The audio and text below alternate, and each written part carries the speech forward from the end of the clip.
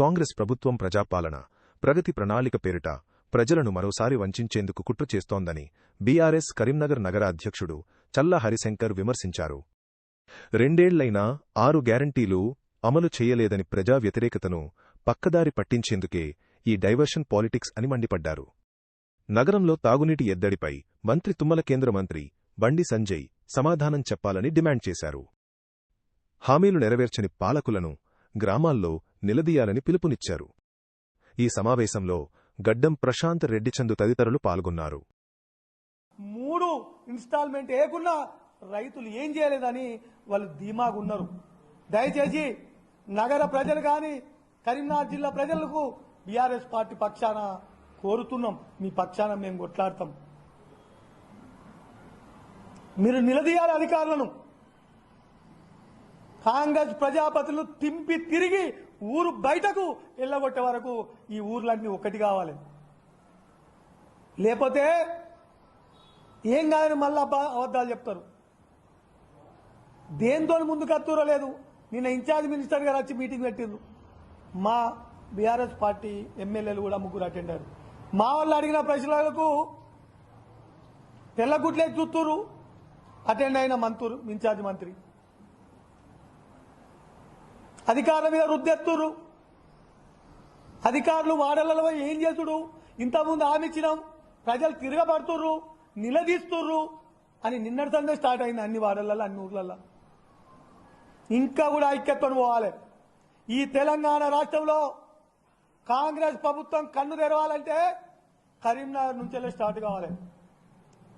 ఎట్లయితే తెలంగాణ ఉద్యమం స్టార్ట్ చేసి తెలంగాణ తెచ్చుకునేందుకు కీలక భూమి పోషించిందో కరీంనగర్ నగరం, ఇక్కడిచేలే కాంగ్రెస్ పార్టీ పతనం కొరకు కూడా కరీంనగర్ నుంచేలే స్టార్ట్ కావాలి. మరి నిన్న అయింది అలా ఆశపడ్డారు. ఈ ప్రజాపాలన ప్రగతి ప్రణాళికలో మరి 2000 4000 చెప్తారు కావచ్చు, ఆ ప్రొసీడింగ్ ఇస్తారు కావచ్చు అని, లేకపోతే 4000 వికలాంగులై 6000 ఇస్తారు కావచ్చు, ఇల్లు లేని వాళ్ళకి ఇళ్ల పట్టాలు ఇస్తారు కావచ్చు, పెన్షన్ లేని వాళ్ళకి కొత్త పెన్షన్ ఇస్తారు కావచ్చు, రేషన్ కార్డు లేని వాళ్ళకి కొత్త రేషన్ కార్డులు ఇస్తారు కావచ్చు, ఉద్యోగుల ప్రకటన వస్తుంది కావచ్చు, విద్యార్థినులకు స్కూటీలు ఇస్తారు కావచ్చు, మహిళలందరికీ అర్హులైన మహిళలందరికీ 2500 రూపాయల ప్రొసీడింగ్ ఇస్తారు కావచ్చు. ఇవి ఆశపడుతుర్రు. కానీ నిన్నటి మీటింగ్లో అయితే ఏంటిదట, ఏం లేదు. అంటే మీటింగ్ పెట్టాలి, అధికారులు రావాలి, ఓ ప్రజాపతి రావాలి, దీం మళ్ళా అబద్ధాలు చెప్పాలి, పోవాలి. అందుకే ప్రజలు నిలదీయండి. బోకస్ ఇది 99 రోజుల ప్రజాపాలన ప్రగతి ప్రణాళిక అనేది బోకస్ కార్యక్రమం. ప్రజలను డైవర్ట్ చేసేందుకు పెట్టిన కాంగ్రెస్ ఎత్తుగడ. కాంగ్రెస్ ప్రజల దృష్టి మలిచేందుకు పెట్టింది.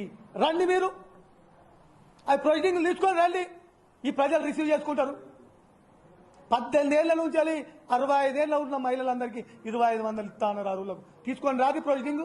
మహిళలు పెద్ద ఎత్తున ఈ మీటింగ్కి అటెండ్ అవుతారు. 2000 4000 చెప్తా అన్నారు వృద్ధులకు. తీసుకొని రాది ప్రొసీడింగ్లు. పెద్ద ఎత్తున ప్రజలు మీకు స్వాగతం పలుకుతారు. ఇలా ఓ ఆశ పెట్టిడు, మేము బీఆర్ఎస్ పక్షాన కూడా కోర్టును ఆశ్రయిద్దామని అనుకుంటున్నాం. మేము ఏంటిదని ఎన్నో హామీలు మీ మేనిఫెస్టోలో పెట్టిర్రు. 2 ఏళ్ళ బీసీ రిజర్వేషన్ అమలు కాలే. మా ఉద్యమకారులను కూడా మోసం చేశారు. బీఆర్ఎస్ ఉద్యమకారులను ఏమన్నారు? ఉద్యమకారులు బీఆర్ఎస్ పార్టీలో ఉన్న తెలంగాణ ఉద్యమకారులను 250 గజాల దాగిస్తా అన్నారు, పెన్షన్ ఇస్తా అన్నారు.